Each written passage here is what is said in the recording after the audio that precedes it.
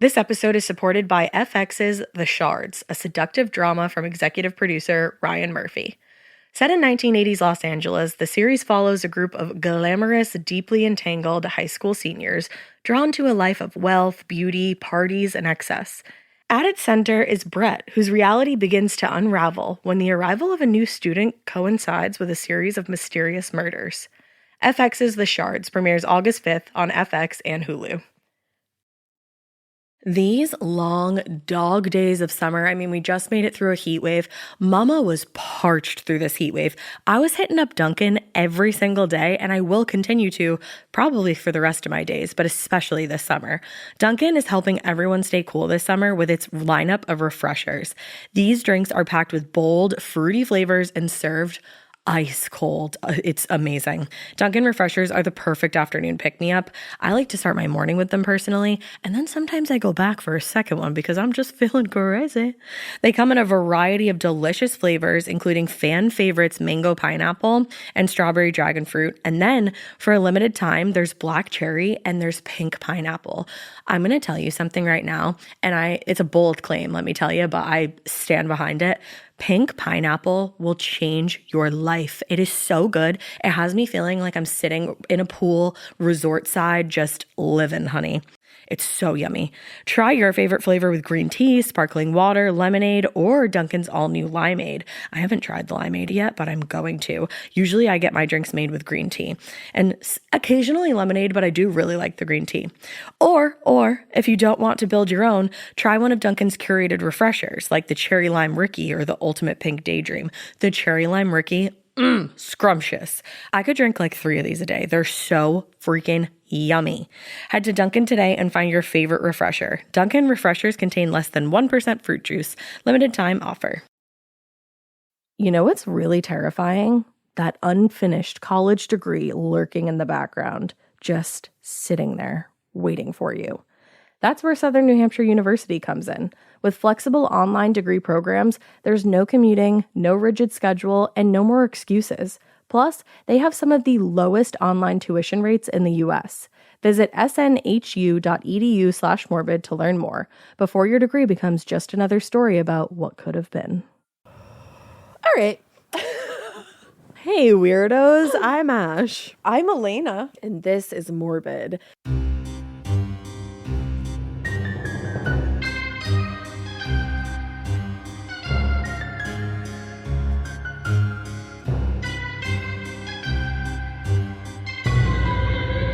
We are off to a fucking iconic start, really to be are. honest. I don't think it's ever started that hot and heavy. 2026. Whoa. Wow, I forgot all the things I was going to say to you. Yeah. But we're just comfy queens today. We are comfy queens. So pause what you're doing. Go if you're driving, pause safely. Yeah. And get comfy, and then resume Being and a press queen. play. And be a queen or a king, whatever you prefer. Whatever you feel. Or theme. There you go. So we wanted to read you some haunted ass listener tales today because it's been a while, I think, since we did like a purely haunted one. Which is weird that this apparently, yeah. Nicholas knew that. Nicholas agreed. So that's weird. It's weird that this is the one we chose for today. Like, we're like, you know what? Haunted houses. Let's go with that. Yeah. And Nicholas is like, I'm here. And just to explain why we were so freaked out at the beginning of this, if you like watched the beginning of this, but while we were setting up, our film guy, our cameraman Aidan was saying, Mikie put on like Ghost Tube, which we always have, which is Nicholas, but it was like the wrong voice, and Aidan was like, okay, Nicole, because it was like a woman's voice. And then when Nicholas came on, he said like a bunch of things, and then he said Nicole. I can't get over that. And he said so much, and now he's just being quiet. I know. And it's really dark in here, because one of the last things he said was stressed. And I wonder if he's like... it was after Mikie screamed. I think he's like, I'm stressing you guys out. Sorry. Yeah, maybe. We haven't done a Listener Tales episode in a little while. Yeah. Like, recorded one. It's been like over a month. So I think he's like, he had a lot to say. Like, Maybe. he was like, we haven't hung out in a while. Like, Yeah. let's do this. That was genuinely terrifying. That was really scary. Wow. All right. What other things do we have to tell you? We're really trying to get sponsored by soda. Yeah. I really generally soda across the board.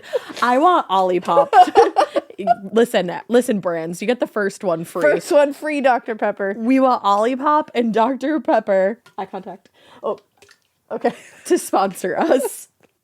You got that? I think you have to take a sip after you cheers or it's bad luck. And I didn't hear that anywhere. It's just my intuition. I believe you. Okay, So thanks. I'm going to go with it. So yeah, I actually just spent like so much money directly at the Olipop store because I couldn't find the Shirley Temple flavor anywhere. I love that. So I did buy a case of 12. I really like that commitment. Yeah. I got the orange cream too. Oh, I love orange cream anything. Me too. Sorry, I was like crying laughing. So Out of fright. out of fright, out of pure uncomfortability. Yeah. it was spooky up in this bitch. Yeah. Hello. Wow. I'm all thrown. All right. Let's start. Let's start. I'll start. Haunted houses. It's Haunted happening. houses and haunted morbids and Haunted pod labs. Pod labs, yeah. All right. Well, this one is Tale 1, Linda, the friendly ghost with slightly possessive tendencies. All right, Linda. Hello. I must start with the obligatory groveling with appreciation for the many hours I have gotten to spend listening to your glorious productions of the most interesting topics that satiate my need for mental stimulation outside of work and motherhood. That was a great sentence. That really was. I absolutely love delving into crime, haunting, spooky things, and wild stories with you two. Shout out to the molasses flood episode. Just what in the hell? Oh, I that also, was a crazy one. That was. I also absolutely live for your listener tales and thought I might have something interesting to share. Let's take it back and set the scene. My name is Cassie, not Casey, please. And yes, of course, you can use my name and any others mentioned in this story. It's because you said please. Yeah, If you didn't say please, I would have been like, nope, calling you Cassie or Casey, whichever one. Casey. Calling But you Casey. We're going to call you Cassie Yep. because you're a polite queen. It's true. Queen. So I live in the North Georgia area. The story takes place in a town called, thank you so much for the pronunciation because that's intimidating. That is intimidating. Dahlonega? Yep. Dahlonega, Dahlonega. which was the site of a major gold rush and is now a cute little mountain town that is loved for its vineyards, Christmas lights, and is highly visited during leaf-looking season. I feel like that's a Hallmark movie. It sounds setting. like it, yeah. It feels like. Locals refer to themselves as nuggets. Oh, yeah, this is Hallmarkian. Is this real? Like gold nuggets, lol. Damn. Also, of significance was the Cherokee population that inhabited the area before the gold rush days. In fact, the word Dahlonega, correct? Oh, look at me, I did it. Look at you. Is the Cherokee word for gold. Oh, shit. Cool. That makes sense. My husband, Trustin, and I'm so hoping that I'm saying that right, and just punch me if I'm not. We're high school sweethearts and had been engaged since my senior year of high school. I'm obsessed with that. That's and you adorable. said much to the non-delight of my entire family. I was historically a very goody two-shoer type, so it shocked my parents when I moved in with him the day after I graduated high school. We rented/lived with his dad while I decided to pursue the college route. We got married 4 years later and finally decided as I was finishing up my last year of college that it was time we found our own home to start our family in. We didn't have a lot of money, but we were determined to buy a starter home that we could raise at least 1 or 2 little kids in for a little while. That's so cute. I will never forget finding our home. We saw the house online and initially dismissed it, but one day we just decided to go check out the house. The driveway was a dirt road, not uncommon in our area, but it was not well maintained. I said that weird. And not well maintained. Maintained. They did not maintain it. Not maintained. Why were they not maintaining it? Well, who would maintain it? You're gonna maintain it. Call I the bet. maintainer guys. I bet Cassia would maintain it. Yeah. Okay. So would Nicholas. Wake Hello? up. You Wake up. were wild. In the I don't know. beginning. Maybe stay asleep. So, in fact, we had to park and walk up the driveway because it wasn't maintained. And we weren't even sure that our cars would make it up the hill. We all got to the top of the driveway, out of breath and slightly dying. But we go inside and we fall in love with this house. Trustin and I weren't sure why it was in our budget, but assumed it had to do with the difficult driveway. It was very cabiny with large windows that overlooked the trees in the front of our 3-acre property. That's a lot of acreage. We found out that the property was a foreclosure, but we didn't know why. We put an offer in, went through the hideous process of buying the damn thing, and eventually it became our home sweet home. We were so thrilled to have something to call ours and started to move in the moment that we could. Nobody actually tells you how hellacious it is to buy your first home. Oh, yeah. The process is wild. Like, of course, you're so lucky to be able to buy a home and, like, Yeah, you like, that's a appreciate given. that, duh. But the underwriting. Is It's that a what lot. it is? Yeah. The process is wild. Underwriting almost took me out several I times. think the process is meant to see if you are strong enough. It is, yeah. Yeah. They're like, only the Mentally strong strong get enough. homes. Yeah. It's nuts. So, and that's a joke. That's a joke. So that's when it all began. We had the windows and doors open as we began to bring items into our new home. Every time we dropped off stuff into the house and then went back outside, as soon as we stepped back outside, bam, bitch went down. Just kidding. The door would slam Bam, behind us. Sid, super bitch. Sorry, I had to finish it. You have to. At first, we thought, just some wind, right? But it happened every single time that we'd go back outside, almost like something wanted us out. Oh. We were only moving a few things in to spend the night there as we had a very busy week. So all we really wanted to move in was like a mattress, some charging cords, and some simple toiletry items until we could officially move everything in. We were standing in the kitchen discussing how weird the door situation was when all of a sudden we heard a woman's voice coming from the bedroom down the hallway. We both looked at each other and decided surely that couldn't be coming from inside of the house. Surely. It must have echoed off the hills outside and through the open windows, right? Right. Right. Right. We decided just to ignore it and go sit in the empty living room having a beer to celebrate our accomplishment. You just ignored that? That's crazy, you guys. Like, that's that goes crazy. That's when we're watching you on Yeah. on the what's it called? On the Scary TV? movie on TV. On the Scary TV. movie, and we're like, what are you doing? Don't ignore that. Go investigate. So we sat on the floor and started chatting when we realized we were missing one of our dogs. We have 2 dogs. Both are rescued. One of our pups, Pazzy, that's so cute, was rescued from a very abusive home. Oh, In fuck fact, those people who I'll did that. kill them myself. In fact, when we first brought him into our previous home, you heard animals, I'll bare hand. That's right. It's fine. So when we first brought him into our previous home, he would not get on the couch to sit down and relax. We finally realized this must have meant that he wasn't allowed on the furniture at his old home and was probably abused if he tried to get on the couch. I hate that. I know. It took months to finally show him that he was allowed to lay on the couch. And once he finally realized this, he then spent months not wanting to leave the couch. I love that. I love that. Long story short, he eventually opened up to us and never wanted to leave our side. So it was strange that we didn't know where he was in this moment. We started calling him, which he would always respond to, but we couldn't find him inside or outside. We decided to go check our unfinished basement, but the lights were off down there, so we were pretty sure that he wouldn't be down there. To our surprise, he was in the basement, in the dark, calmly laying beside a drain in the middle of the room as if it was a long-lost friend. What? My husband and I looked at each other like, what the fuck is going on here? Pazzy refused to leave the area until about 30 minutes later, he came back upstairs and laid beside us. What a weird start to being homeowners, but Yeah. we decided to ignore the weirdness. I mean, we did just sign a 30-year contract, so what were we going to do about it anyways? I mean, there is that. Underwriting. Not as easy. Fast forward about a month, I was working the night shift at a nursing home in town. It was the weekend and Trustin didn't have to work, so he decided to have a few drinks and play some video games. We're both night owls, so I wasn't surprised to get a text from him around 3 a.m. Babe, that's not night owls. That's something. You guys are morning owls. You guys are nocturnal. You might be. I was surprised, however, when he asked if I had ever seen condensation form inside of a house before on only one window area. I thought to myself, he's had a few drinks. He must be messing around / cuckoo nuts bananas. Yeah. He sent me a picture, and I immediately saw what looked like, to me, in the condensation, a nun kneeling, crying, and praying. I want to look at clouds with you. What? Do you have a picture of this? Yeah. Do we have a pic? We have a do. picture of this? Okay. Yeah. I called him and I said, do you see what I see? And he said, I see the condensation. And then I told him what I saw. Honestly fair. He eventually saw it too. An hour later, it just disappeared. And we've never had another episode of condensation inside our house just occurring randomly. I can't wait to see this condensation. So what do?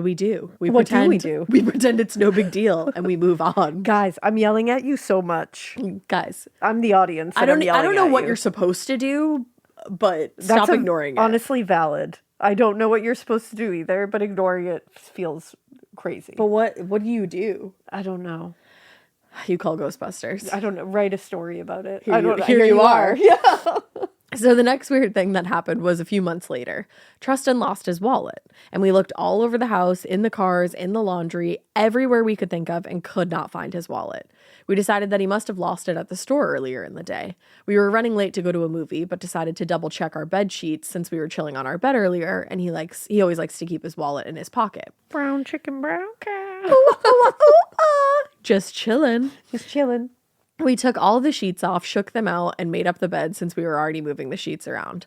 But time was running out and we still wanted to get to the movie, so we left. When we came home, his wallet was placed in the center of our bed on top of the sheets. We both felt weird about that, but we were highly doubtful with our driveway situation and the remote location of our house that somebody would have actually come into our house. So we decided we possibly had a ghost, and she was actually... What? He said looking for me. It sounded like he said Wu-Tang for me. And I said, what exactly does that mean? Wu-Tang for me. He said Wu-Tang forever.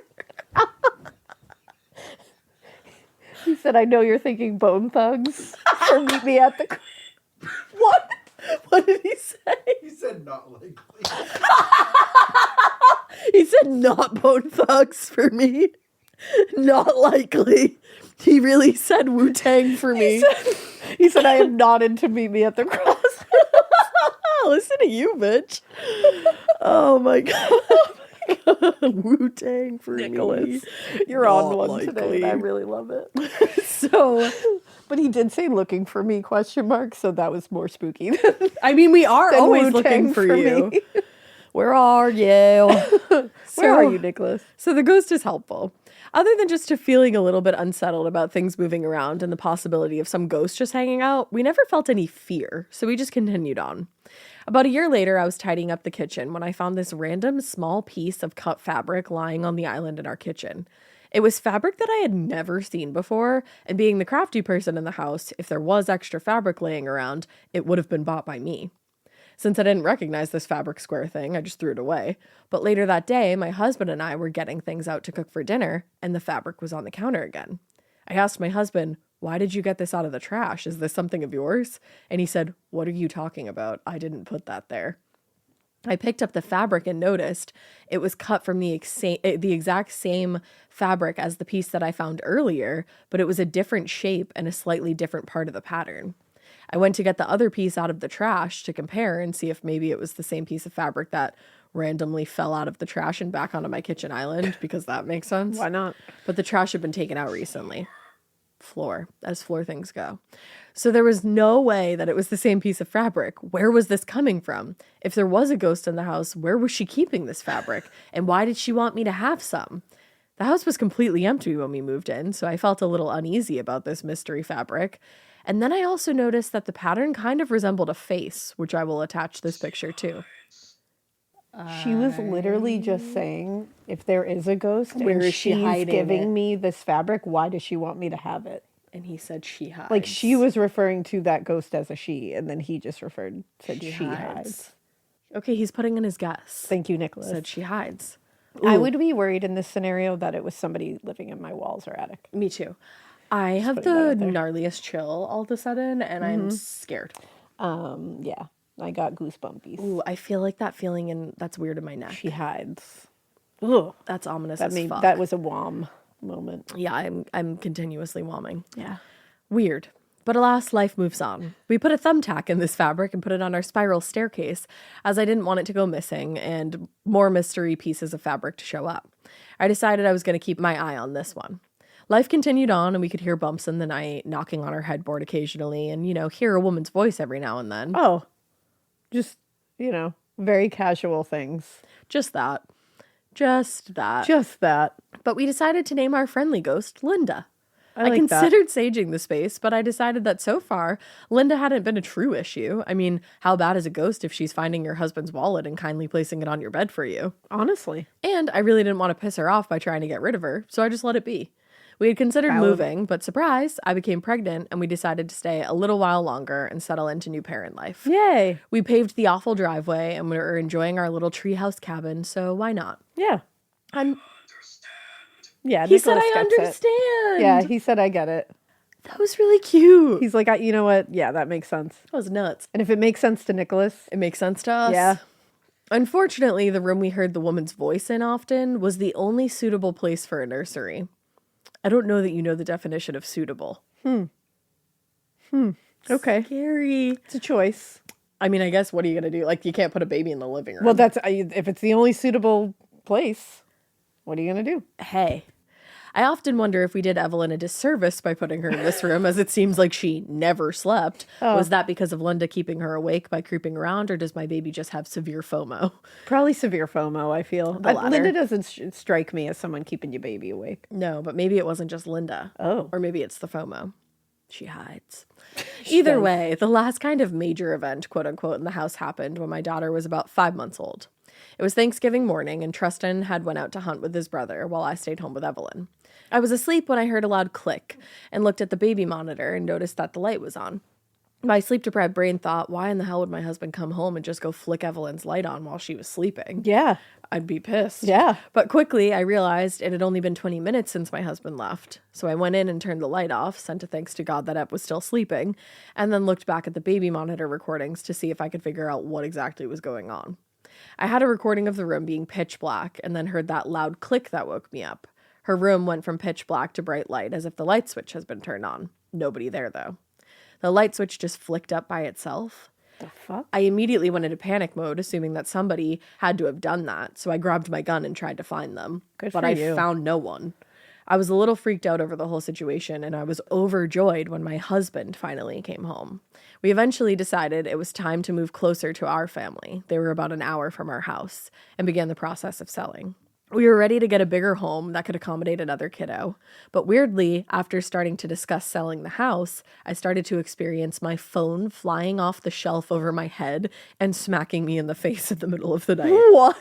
This happened multiple times, and then one night I heard, "God damn it," and looked over, and Tristan's phone was on his face. I said, "Is this happening to you too?" And Tristan said that it happened multiple times over the last week. I said, "Me too." And we decided Linda was not pleased that we wanted to move. We started to only discuss moving when we were not home, and phones stopped being hurled at us in the middle of the night. Linda, if you love us, you gotta let us go. Oh, Linda. We finally moved, found a new house, and then, surprise again, we were pregnant. Yay. Yeah, and this time we were having twins. Babies, twins. So much babies. Surprise of our All life. the babies. Our new house has had zero activity, making me believe that I was not crazy the whole time, and we truly cohabitated with Linda the ghost for the last 5 years. Yeah, you did. I think of Linda often, and I kind of miss her even. Aw. Even if she was kind of a douche about us moving out and possibly haunting my firstborn and leaving her with poor sleep habits for life, she never was really out. It is difficult. It's difficult to leave someone behind. It you know? is. Yeah. She never really was out to get us, I think. And I never really found out if something happened at that house or if it was just the land, honey. Honey the lamb. Honey, the land. Was it a Cherokee woman or somehow truly an estranged nun? Was she so nice that my rescued pup loved her so much that he would go sit by her drain in the basement? Maybe. And her why, drain. why by the drain? Was she so helpful with my husband's wallet, but would bring down her wrath via phone slams to our faces when we wanted to move? Where did she keep the fabric all this time? These are valid questions. Anyways, take it away, Ash. Keep it weird, but not so weird that condensation appears on your window in the form of a nun crying and praying. All right, so here's the condensation, I see. but I do see I it. see the nun. And then Cassie gave us The nun does not see me. Oh my god. actually does like Wow, it has a whole face. and like a shroud kind of or like a habit. And look, it does look like they're kneeling. Yeah. We'll have to post this. That's fucking And crazy. you can see the whole face looking up. And it and looks crying. like they're crying. Yeah. Holy shit, we're gonna post this. 'cause That's this actually is gnarly. nuts. This Oh, is what the a weird fabric. Huh. Damn. Strange fabric. That one was nuts. Oh, and their family is so cute. Oh my god, they're adorable. Look at those babies. Oh. I love them. Oh, and the pups. Oh, look at those pups. The pups are Maylene and Pazzy. Oh, stop it. Pazzy's on the right and Maylene's on Maylene the and bottom. Pazzy. Look at 'em Maylene on is the such a couch. cute name. On the couch. That was a good one, Cassie. I think you lived in a Damn, haunted Cassie. house.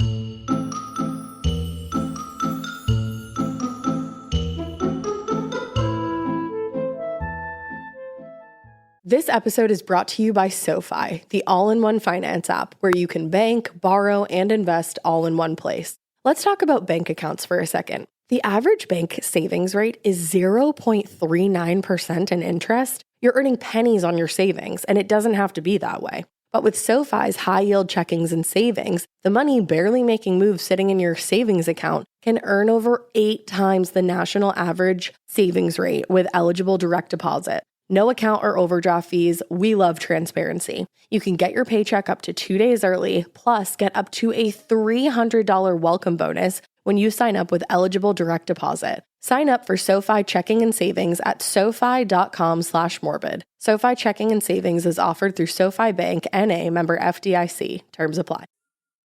Getting scared is one thing. Getting a thrill is, well, you want more of those in your life. The Genesis GV70 is built to thrill, baby. A thrilling yet elegant design always makes driving the GV70 an exciting adventure. Its powerful athletic stance screams performance and turns heads. Everybody's looking at you, girl, or boy, or whoever. Command the road and experience a class-leading standard 300 horsepower. Oh my God. Plus, discover the different dynamic drive modes for all different terrains. Choose between the different terrain modes for whatever road conditions you may encounter. The Genesis GV70's award-winning technology and performance lets you drive with comfort and drive with confidence all at the same time.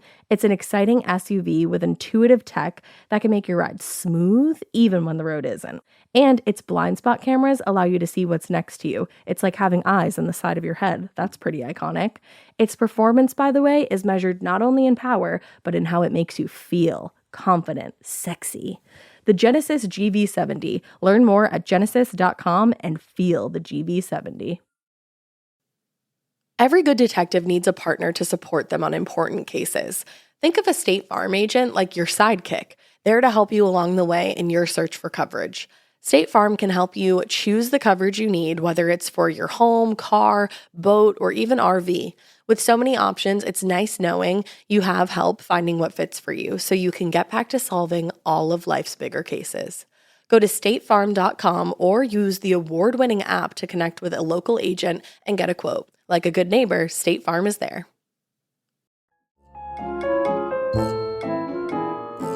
So that was really good. Yeah. Let's see if I can read. All right. I hope you can. So this is called a classic haunted house story. Classic. It's a classic. A classic. And we can read all names in this story and share any and all pictures. Thank you so much. Thank you. Dear Ash and Alaina, my name is Alexi. Thank you for giving me the pronunciation. And I stumbled upon your podcast years ago when COVID made the world stand still, and I suddenly had time to do things like search for interesting podcasts to listen to while walking around my hometown of Minneapolis, Minnesota. I have been a huge fanboy from the first listen, as I am drawn to all things paranormal, and I appreciate how you both breathe humanity into every single story y'all tell. That was so nice. That was really nice. I teach middle and high school English, hell yeah, and creative writing, and I love to write poetry, songs, and short stories in my spare time. Hell yeah. What a creative badass. I always appreciate good storytelling, which drew me into your pod.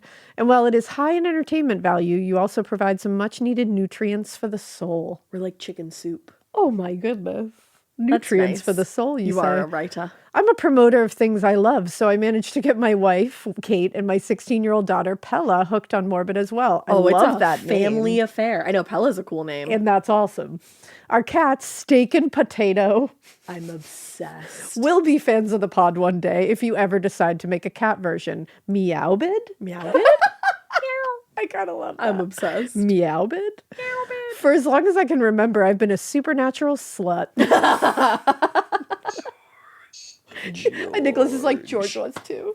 George So was also a crazy. supernatural slut. Magnetized towards anything involving ghosts, the paranormal, the unexplained, and unsolved mysteries. That show was my fucking shit when I was younger, and I've been binging the new version too. Hell yeah. Did you also watch that and then Rescue 911, and are you that way because of that? Rescue 911. Rescue 911, I think you were too young. Yeah, I watched Unsolved Mysteries. Rescue 911 was just 911 calls, but they would dramatize them.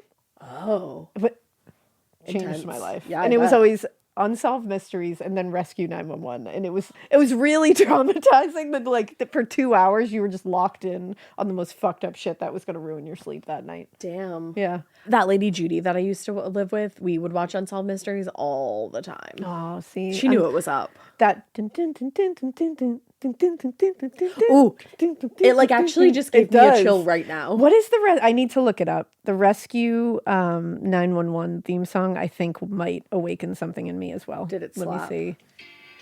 Oh, yeah. Wow, it's so 80s. Yeah, that awakens something That was in a me. good song. Yeah. All right, Supernatural Slut. All right, Supernatural Slut. Just like Unsolved us. Mysteries. We love it. We binged it. The unknown terrifies me and intrigues me equally, and thus has threaded itself throughout my entire life. From being caught talking to invisible entities as an infant, revealing potential hints at past lives as a toddler. I love that. And literally seeing the ghost of a great-grandmother I had never met while she was in her body, sitting in her favorite chair that my mom and I inherited. That's cool as fuck. On a genealogical deep dive, I discovered that I have relatives who were convicted of murdering lovers and lovers who fell, jumped, or were pushed off a balcony to their death and then allegedly haunted the grounds that witnessed their early demise. There are many experiences I'd love to share from the vault, but the story I chose to share first comes from my awesome Aunt Annie. Auntie Annie! Auntie Annie! She make pretzels. She made the best pretzels. Oh. One of my favorite humans. She's literally the first licensed animal chiropractor in Minnesota. Yes. Okay, chiropract Auntie those Annie. animals and send me those pretzels. I heard whispers of Aunt Annie's ghostly encounters from the house down the street when I was young, and I would set my imagination on fire. But it was only recently that I asked her to recount her experiences to me on the record, so that I could document what she saw, heard, felt, whatever she remembered. Annie gave me her permission for this story to be shared, and I promise that everything is accurate and true. Thank you for all that you do. Thank you for all that you do. It's called Grandma Phoned Her Daughter, and the Ghost Responded First, Alexi Mo. Can I say your whole name? I hope so. You just did. If You just said, what? What? Grandma Edie raised 3 children, survived 2 husbands, and spent over 50 years of her life in the Dutch colonial cottage at, I'm going to say St. Paul Park, Minnesota. Yeah. I just don't, just in case. This is where I spent my childhood holidays, gathered around a fireplace with loved ones, while the It's a Wonderful Life snow gently coated everything outside. Oh, I'm there. We shared heaping plates of buttered corn, turkey, with mashed potatoes and gravy. The adults would exchange gifts, and then I would take center stage while I tore into my presents pile like Scrooge McDuck diving into his pool of money. I was the only child and only grandchild after all. Oh, that's nice. I laughed at Grandpa Charlie's dad jokes while climbing his big, friendly, giant frame like a spider monkey, and lived family bonding experiences so rich with joy and unconditional love that my young self could never have comprehended just how fortunate I was to have them, or how often I would revisit those fading memories and become overwhelmed with gratitude and love. Alexi. Alexi. That was really nice. You are a creative writer. Like, that is, wow. That was really sweet. I can smell that. So this is the same neighborhood where Grandma Edie's only daughter, Annie, my aunt, would meet her best friend, Debbie. Deb. Debbie lived down the street in the big pale blue house at the top of the hill on Summit Avenue that seemed to tower over most of the houses around it. Aside from being a whole level taller than its neighbors, the decorative flourishes, the stained glass windows, the sheer size of it set it apart like a deep southern relic transported to this blue-collar, middle-class stretch in the Northlands. Alexi, you better write a book or some shit. It's just painting a picture. Built in 1890, the 4-bedroom house sits on a half-acre lot. As my parents and I drove by it on the way to the holidays at my grandparents' house, my stepdad would always whimsically say, "There's the haunted house." And I would stop whatever I was doing and laser focus my eyes on the old building drifting by his window, checking for any sign of spirits from the safety of a moving vehicle. The windows of the house always looked dark. Like dark, empty eyes, revealing everything and nothing at once. Every haunted house I had ever encountered in my imagination, books, campfire stories, or movies, became this house. And it pinned me to my seat in a way that made its power over me feel palpable and not simply a figment of my imagination. Back in the day, the big picture window looking out onto the street would reveal a classic living room with an elegant fireplace and library. But today, the overgrown foliage covers many windows on the ground floor, and there's newspaper covering the once glorious picture window. Oh, that's as sad. if no one should be allowed to see inside the silent structure with many tales that the walls could tell. While I have never stepped foot inside the haunted house, my Aunt Annie spent many hours, days, and nights there playing with her best friend, Debbie, when they were teenagers, and when I became old enough to work up the nerve to ask her about her paranormal experiences there, that they were always hinted at or overheard at family gatherings. These are the stories she shared.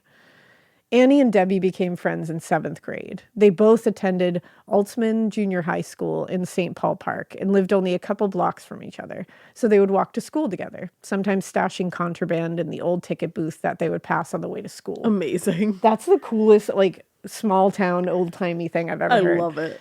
Debbie lived with her single mother, Sharon, and 2 older sisters, one of which would move out to attend college shortly after Annie started coming around. So the home had many more rooms than the family could occupy. The house had a much looser structure than at Grandma Edie and Grandpa Charlie's house, and it was there Annie had her first alcoholic beverages and explored the freedom that virtually all teenagers seek. Needless to say, Annie spent a lot of time in that house, and there was some peculiarities that she remembers well to this day.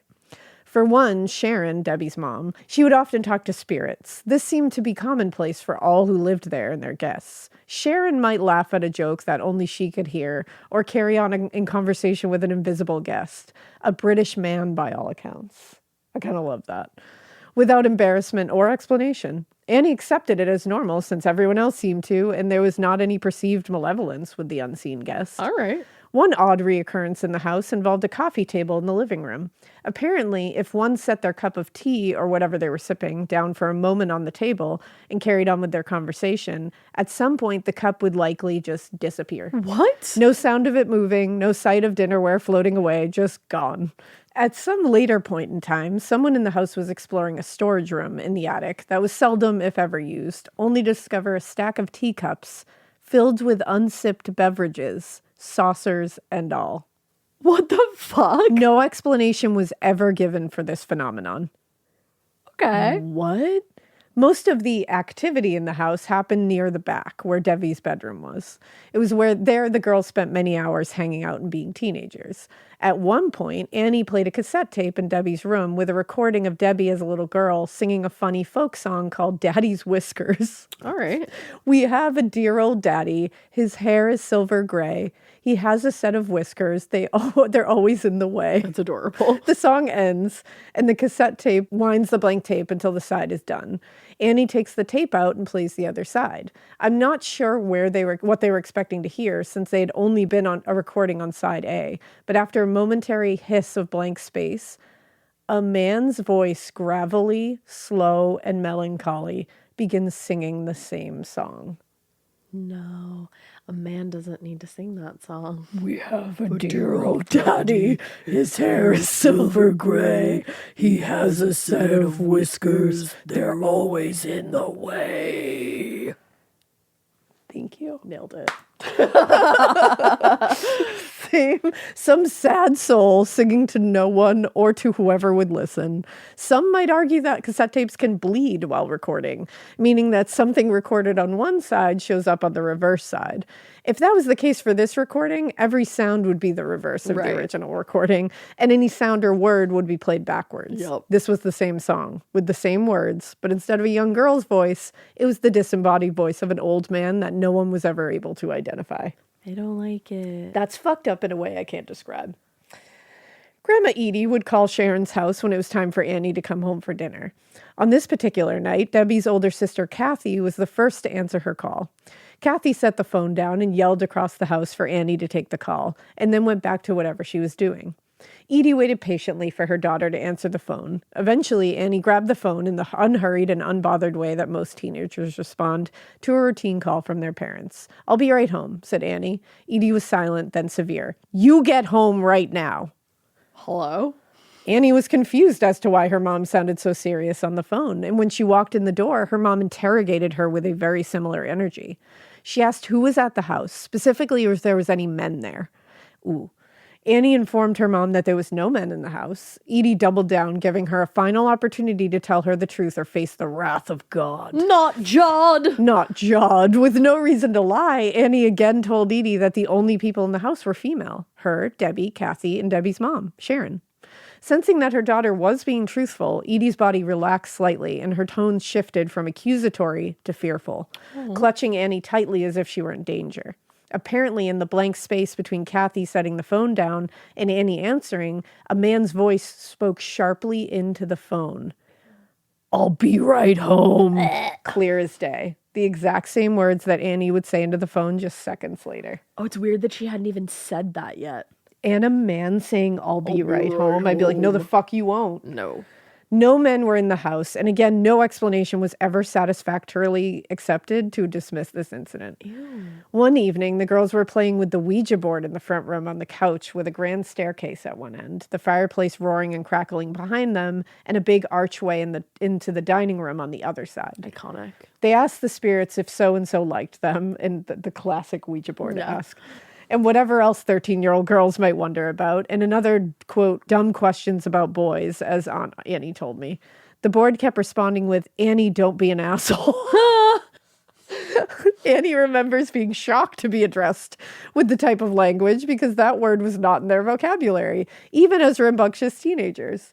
Every question they asked the spirit was met with, Annie, don't be an asshole. Oh my God. The tension built with each response, and Annie got very upset, and she started getting smart with it, taunting whoever it was that would talk that way to a young person. The spirit did not react kindly. The coffee table that the board was set upon had a wooden decorative border, like a tiny fence with intricate carved details. Ooh. Once, after Annie had prodded whoever or whatever it was that was spelling curse words at her, the planchette that the girl's fingers had been on flew out from under their hands with such force and speed that it exploded through the wooden border on the table, startling the girls into a stunned and speechless silence. Fear quickly set over them. What the fuck? The girls' eyes, wide as saucers, looked up at each other, and then Annie noticed that the smoke from the fireplace had reversed course and was now pouring into the living room, and the air became cold. Which, like, why would that Like, even that happen? would be like the flu closing. Yeah. Sharon heard the commotion and came running into the room. Once she gathered what had happened, she began immediately apologizing to no one, to the smoke, to the spirit that was now upset, begging for forgiveness. Slowly, the smoke cleared and the room returned as it was. Holy shit. That was the last time they played with the Ouija board and the last episode that Annie recalls from her time at the haunted house. Today, the house is vacant. Newspaper covering the once glorious big picture window. To this day, all these years later, I cannot drive past the house without slowing down, turning down the music, and peering into the dark, empty windows, searching for a sign, searching for answers, anything. And this is a picture of the house, and it is a beautiful gorgeous. house.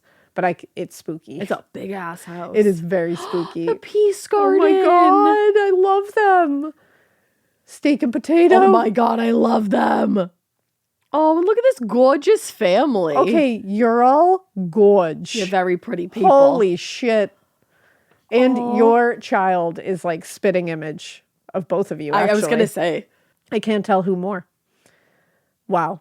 Dang. Alexi. Holy shit. That was a spooky ass That story, was spooky Alexi. as hell, and it brought so much Nicholas out. It did bring a lot Damn. of Nicholas out. Damn, I can't get over the teacups. I know that. Just the fact that they like found them That later. they just would disappear and then they find like a pile of them in a room Yeah. that's not really used. I would be so mad though, because do you think they would be moldy? Yeah, they would. Like the liquid inside. And then it gets to a point where it's just you can't clean it, you know? Yeah, you just got to get rid You of don't it. want to throw out a teacup. That wasn't the time where people threw things away, I feel. No. All right. This next Damn. one is listener tales. I babysat at the S.K. Pierce mansion. The S.K. Pierce mansion. What? All right. Back in 2001, my English class assigned all the students the project of looking up Gardner history in the area that we each lived in. Growing up in South Gardner, my group jumped at the opportunity to see if we could get into the newly purchased spooky Victorian house. Hell yeah. The SKPS mansion.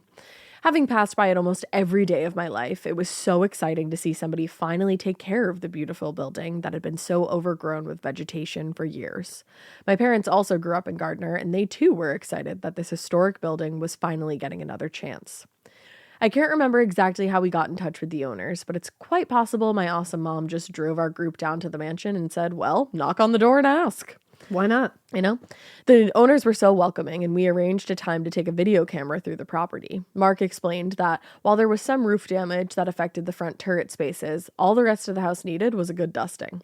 And lucky enough, there was extra of the original wood used in the initial build in the third floor attic space. That's cool. That's badass. It never happens. Yeah. He took us through all the floors, including the top little tower, which we didn't go in last I time. know. We didn't go with Sam and Colby. We went with Sabrina and and Corinne, yeah. So Now we back need to we go go. back. to the tower. Oh, I love the SK Pierce mansion. Me too. And the people who bought it. The people who bought it are sick. A+. Go try to get a Yeah. tour there. I They're think great. they're trying to turn it into a B&B, right? Yeah, and follow their TikTok account because they're doing a lot on there now and giving a lot of investigation content. So go follow them. They're awesome. They're just nice people. We love them. We love them a lot. So there was a cast iron safe on the second floor that was also original because nobody could figure out how to move it. I know what you're thinking. It's empty. Womp womp.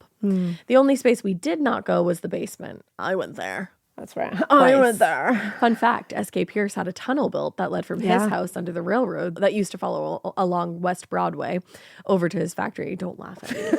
No, because I had the same thing happen to me while I was screaming. I was like, So I was like, I'm not alone. It has since been sealed. It has. And people think it's a portal. A Now portal. to the good stuff. Due to that project, my parents became good friends with the new owners, where we once attended a Halloween party, and my parents even attended their wedding on the property. Wow. Eventually, my cousin and I were asked to babysit their 2 children. I'm going to be changing the names to Kyle and Sarah. They were around 8 and 10. For privacy, even though they're adults now, that's why I changed their names. I'm reading this so weird. I did the same thing. I don't know what's happening. I don't know why punctuation meant nothing to me. I'm just like, I'm throwing it all to the wind. I did. I said, fuck Me too. punctuation. My cousin Ashley and I agreed that we would take turns babysitting the kids over the summer, alternating weeks so that we didn't lose our whole summer to babysitting. That was smart. It was. We'll have a team up. There were a few rules, obviously. No going in the basement or the 3rd floor and above. No playing with the dumbwaiter system. If we thought we experienced any haunting type situations, we needed to tell them. And if we were playing hide and seek and we couldn't find Kyle, look in the hidden panel where they used to keep the blocks of ice before panicking. Wow. All right. I thought you were going to say if you one of the rules was if you experience a haunting, you better videotape it. If you experience a haunting, just run out of there. Come with receipts and show me it. So we only had one request. If they ever asked us to babysit at night, they would have to pay the both of us. Yeah. So here we go.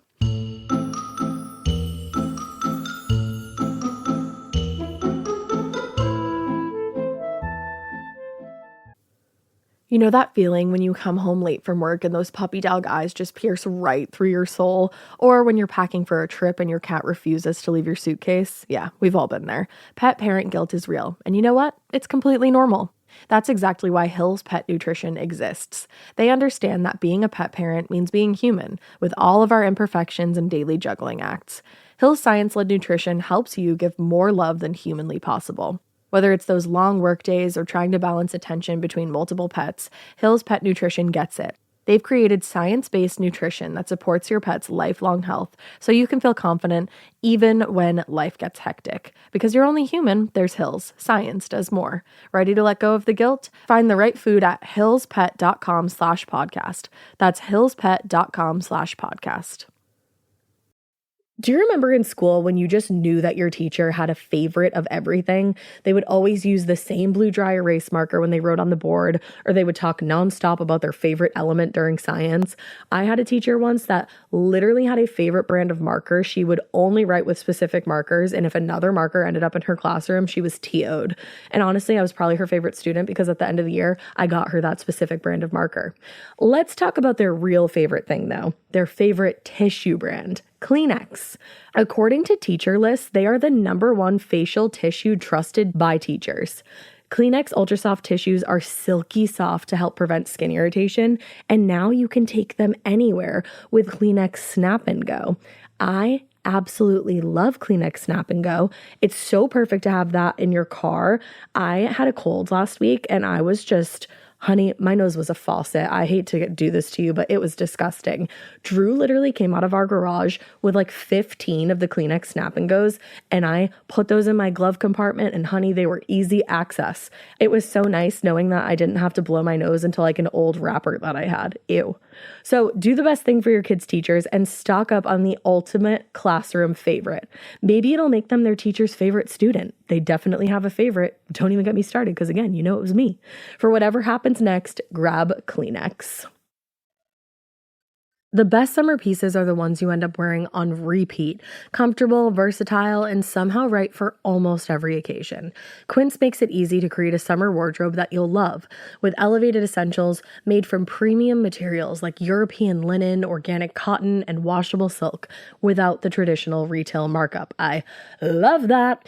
Quince's 100% European linen pants, dresses, and tops are the pieces that you absolutely will reach for all summer long. I absolutely love their linen. I have so many pairs of their linen pants, which you can dress up or you can dress down in the summer. Like, say you're going to a nice dinner, you can pair it with like a silk shirt, a really cute necklace, some good, makeup and an updo. Or if you're just looking for a more casual look, you can do the linen pants with like a loose button-up shirt and you still look really chic, kind of like, I don't know, Diane Keaton vibes, I kind of think. Also, it's not just apparel. Quince also offers elevated essentials for your home, from bedding and bath to kitchen essentials and furniture. They have it all, honey. I am a big lover of Quince, and I really do think you will be too. Make your summer wardrobe feel easier. Go to quince.com/morbid for free shipping on your order and 365-day returns. Now available in Canada too. That's QUINCE.com/morbid for free shipping and 365-day returns. Quince.com/morbid.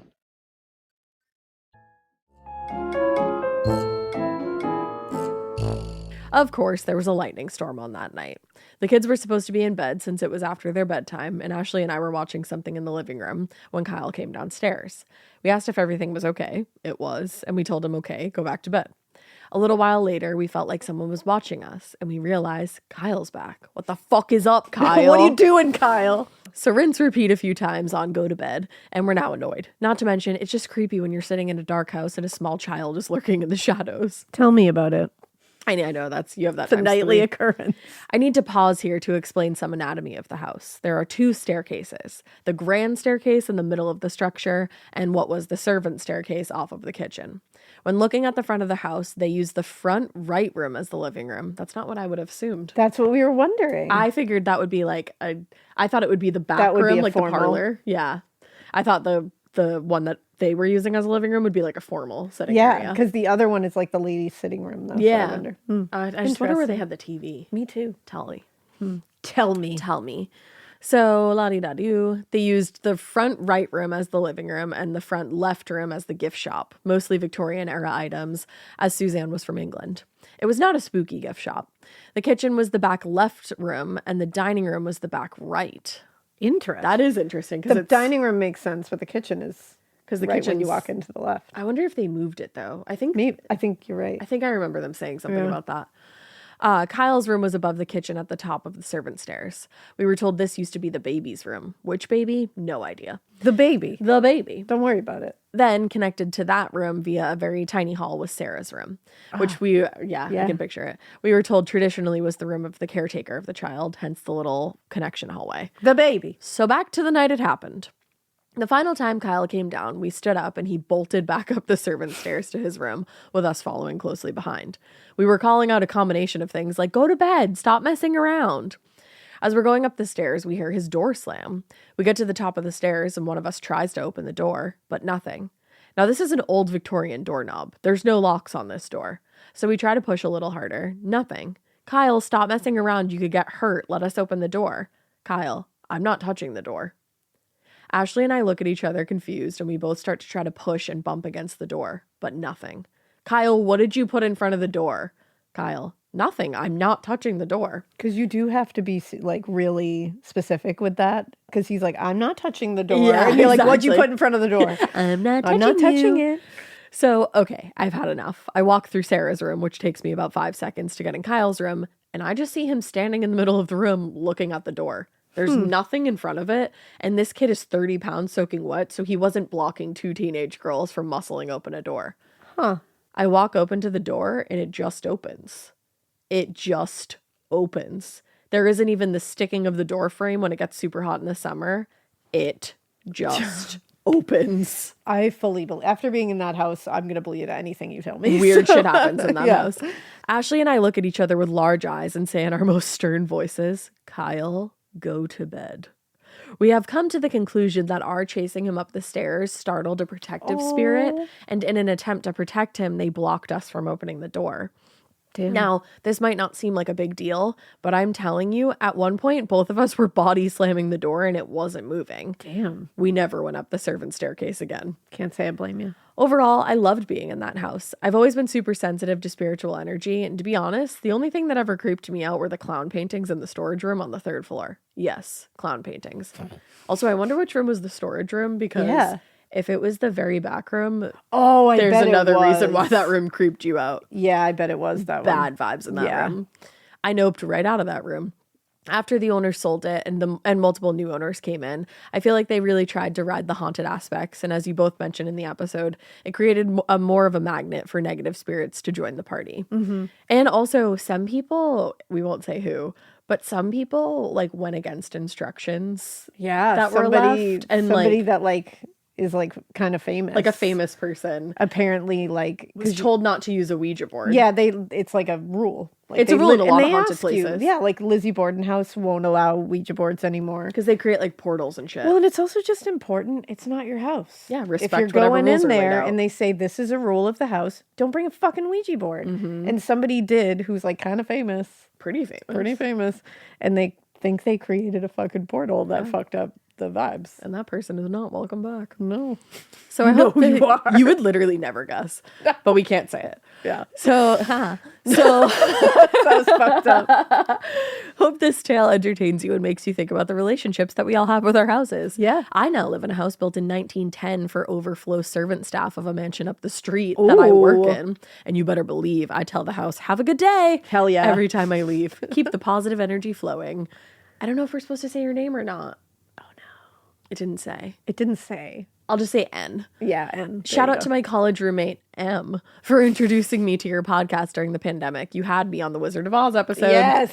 Keep it weird, but not so weird. That Take It Away, Ash. You babysit at the SK Pierce Mansion Hotel, and a what the fuck is up Kyle child just comes popping into the room, and you have to chase him up the servant stairs, and then he's locked in his room, and you're like, why are you locked in your room? What did you put in front of the door? And he's like, I didn't put anything in front of the door. And you're like, what did you put in front of the door? And then you're like, wait, there's a hallway that I can go through, and you go through the hallway, and then you just see that random kid, the kid that you know standing there, and there's nothing in front of the door, and then the door just opens, and whoa, ghosts.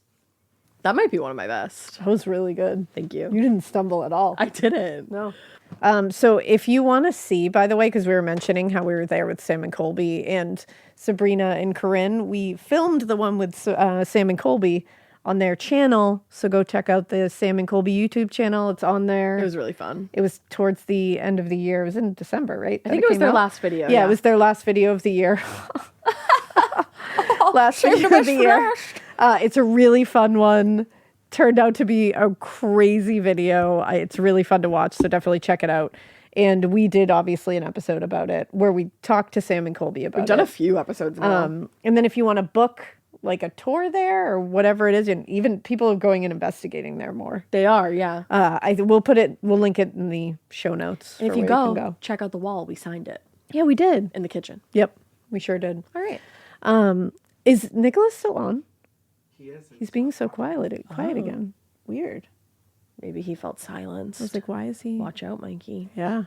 The last one we're going to do today is called The Day Danny Disappeared. Not Danny. That's ominous. It is. What an ominous name. It is. Hello, lovely ladies. My name is Amber. Amber. And I've been a listener for a few years now. I love the podcast and especially look forward to listener tales. Hey. I always hope to someday have a tale that was worthy of sending in. Finally, I have one. And it's about the disappearance of a young lad. Thank you for disappearing, Danny.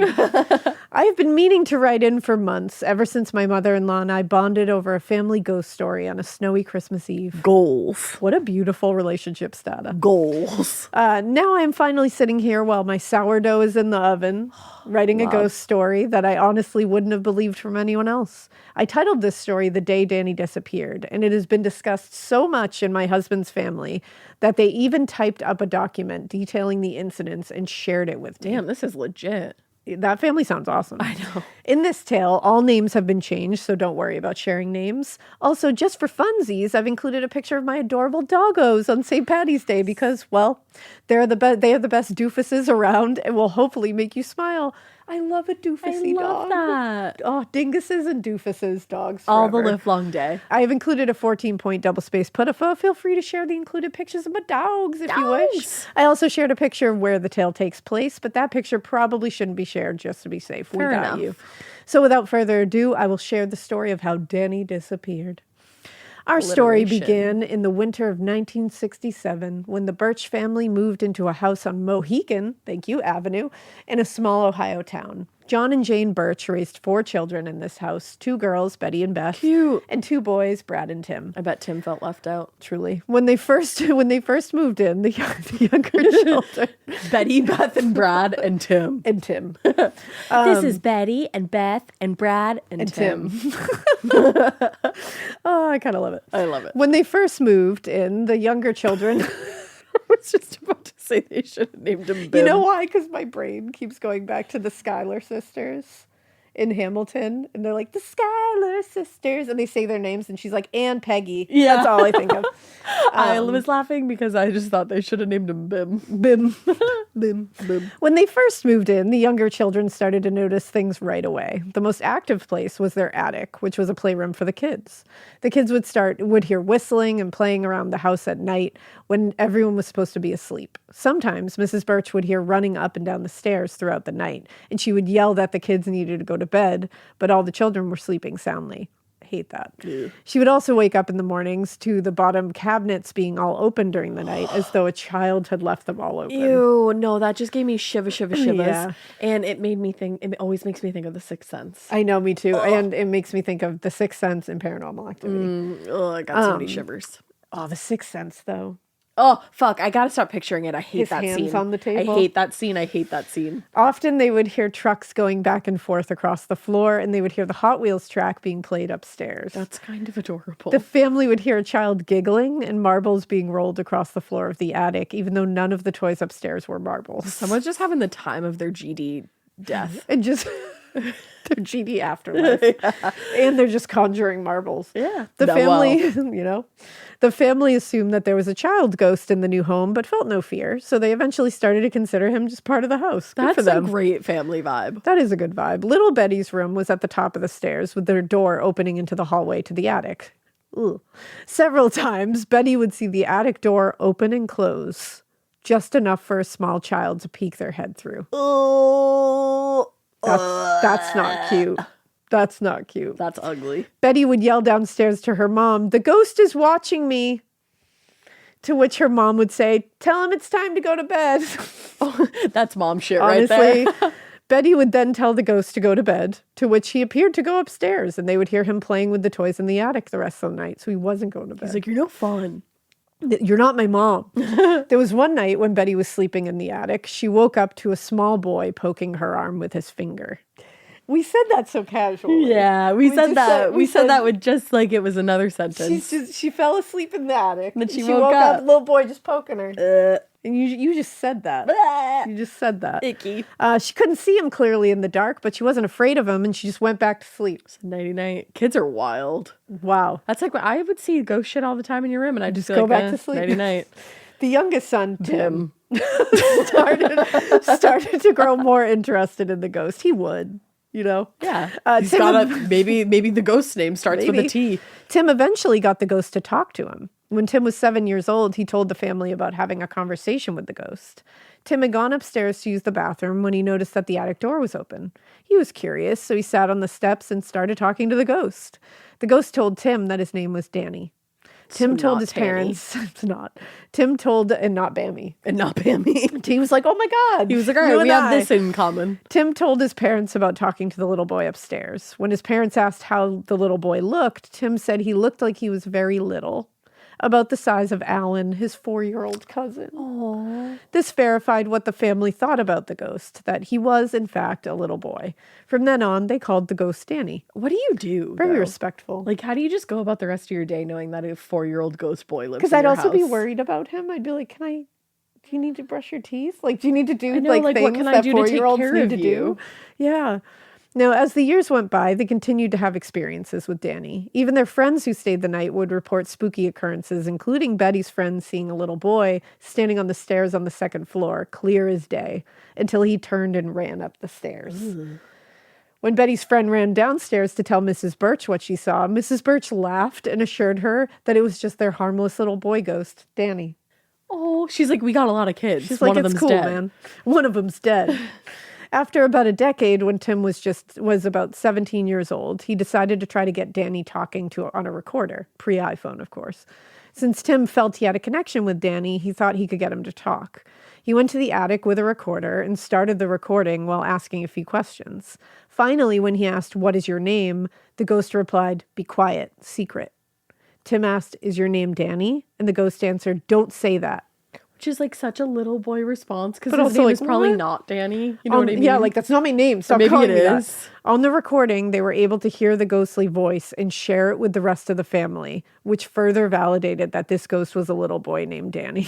Or maybe not. 'Cause Maybe he said, not that's named not Danny. my name. Or maybe like he's like, no, shut up. I'm like mysterious. Yeah, he's like, that's not my name. That's not my name. You call me Danny, but I am Tanny. I am Maybe I'm Danny. Banny. It's not the same. That's not my name. What is So I wrong with us? imagine you're wondering, I thought this was a story about when Danny disappeared. Oh, right. Well, dear listener, we're about to get to that part. Okay. As mentioned previously, Tim and the Birch family lived in a very small town where everyone knows everyone. So when the previous owner of their home, Mr. Smith, passed away, they attended the funeral to pay their respects. Oh. As the Birch family read the obituary, they noticed the names of Mr. Smith's children. One thing caught their attention. Mr. Smith had a child who passed away at the age of 4 years old in the 1950s. The Birch family was shocked to find out that this child's name was Danny. So they just had like weird intuition. What the fuck? In 1956, Danny Smith was a sweet little boy who went with his mom and dad to deliver cookies to his neighbor. Danny somehow slipped away from his father and ran into the street. Sadly, Danny was hit by a car and was killed. According to the Smith family, losing Danny broke Mr. Smith's heart, and for the rest of his life, Mr. Smith blamed himself for the death of his son. Oh, it's awful. As you can imagine, the Birch family was very surprised with this revelation, and specifically, Tim was eager to speak with Danny, if he could, now that he knew the story of his death. After the Birch family returned from the funeral of Danny's father, Tim went upstairs to the attic to find Danny. To his surprise, Tim could not find Danny anywhere. Tim came downstairs to his family and announced, "He's gone."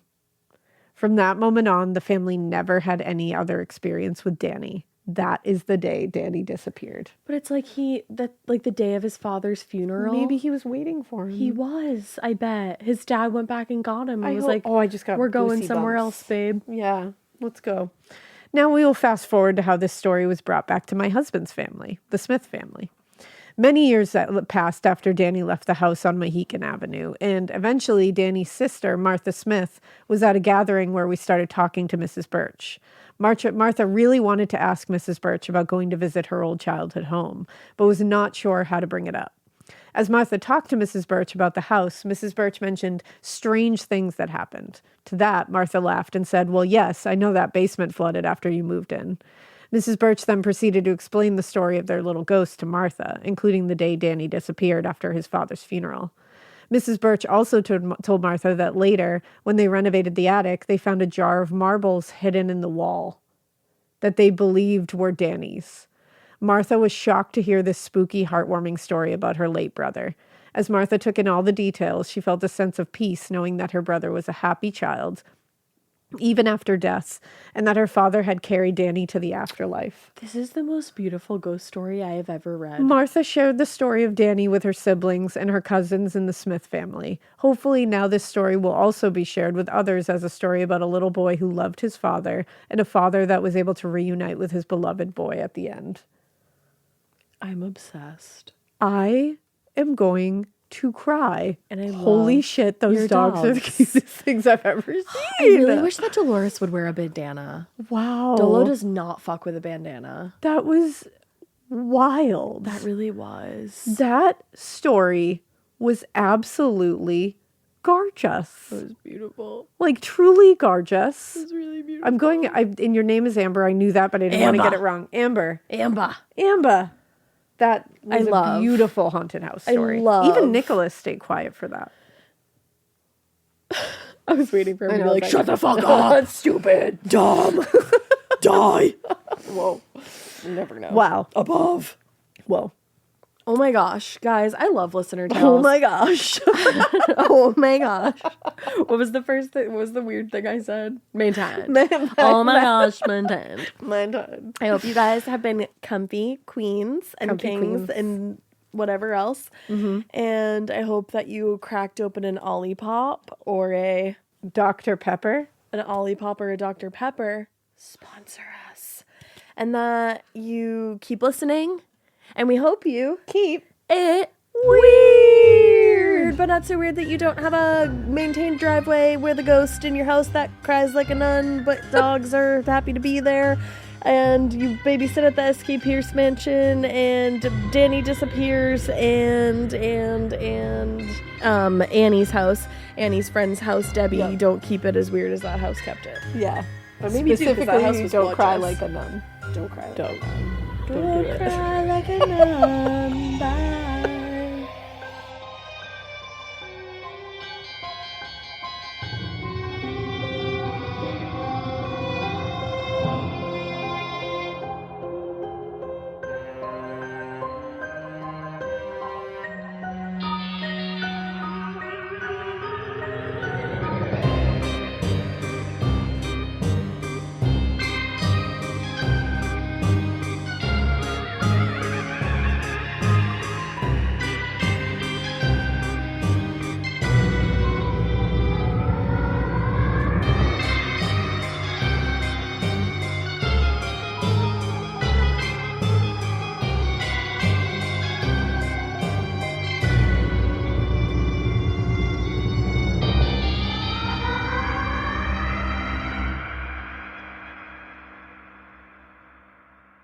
Watch Nicholas. Hey weirdos, I'm Ash.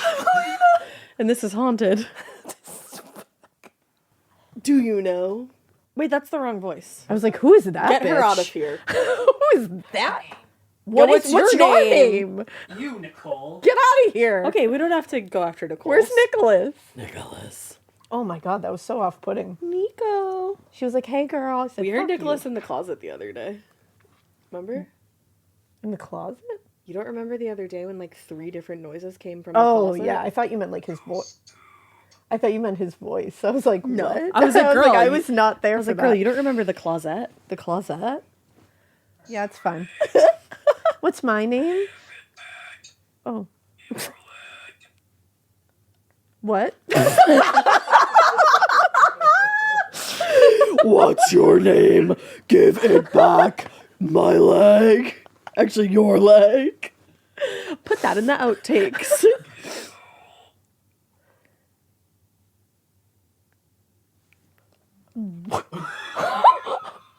Wait a fucking second! Wait a fucking second! Are you kidding me? That is so scary.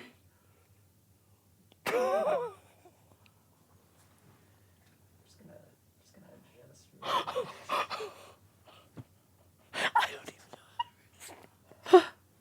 I'm so upset. Nicholas, what? I'm I'm sorry. I don't want to be perceived. I'm sorry, I didn't mean to do that. I don't know why that got to me. I don't know why that got to me. I'm so stressed. Call him? I told him. All right. Axe? He talks about axes frequently. He does, man. You got axe? You got- Liz, do you you have an got axe? Do you have an You got axe? axe? I do not Do you have have an axe axe? body spray, But do you have an axe? we do. Why? You don't? No. You Not that I know of. To chop. I don't frequently chop, but I don't think Drew does either. For your...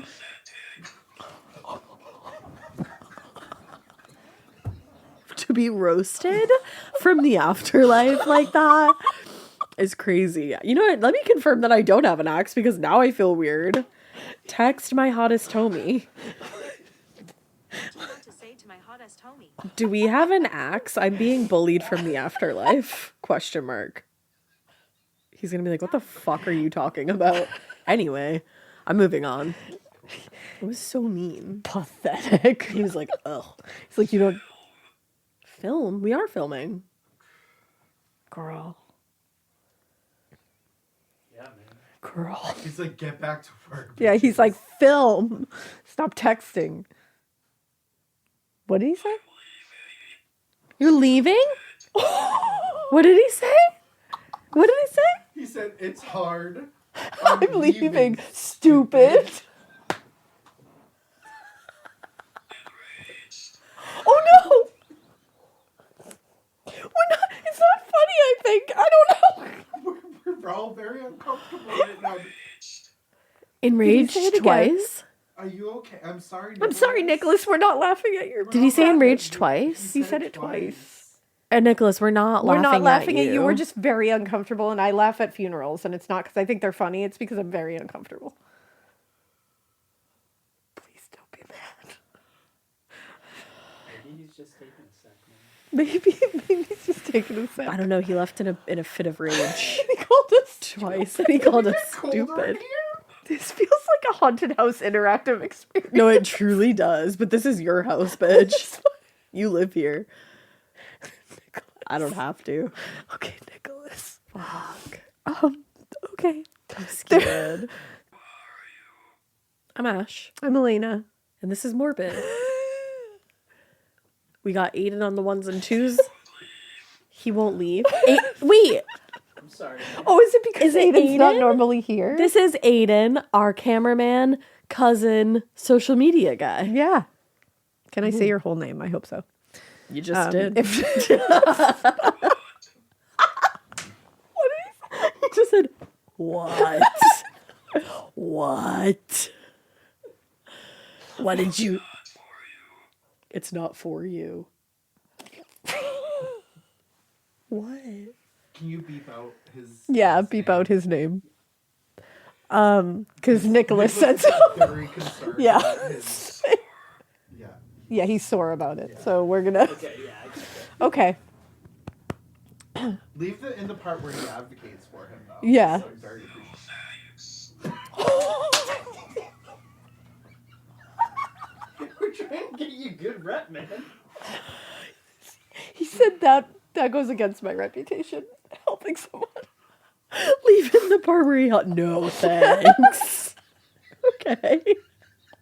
Okie dokie. He said, "Fuck that." Hi, I'm Angie Hicks, co-founder of Angie. One thing I've learned is that you buy a house, but you make it a home. For decades, Angie's helped millions of homeowners hire skilled pros for the projects that matter. Angie, the one you trust to find the ones you trust. Find a pro for your project at Angie.com. Traditional home security only alerts you after a break-in, and that's too late. Simply Safe is changing that. Stop. This is Simply Safe. Police are on the way. We don't just alert, we stop crime before it starts. Simply Safe, plan starting around $1 a day. Save 50% on your new system with professional monitoring at simplysafe.com/SXM or with promo code SXM. Outdoor deterrence requires a Simply Safe Active Guard outdoor protection plan starting at $49.99 a month. Visit simplysafe.com/licenses for alarm license information. Tennessee 2012.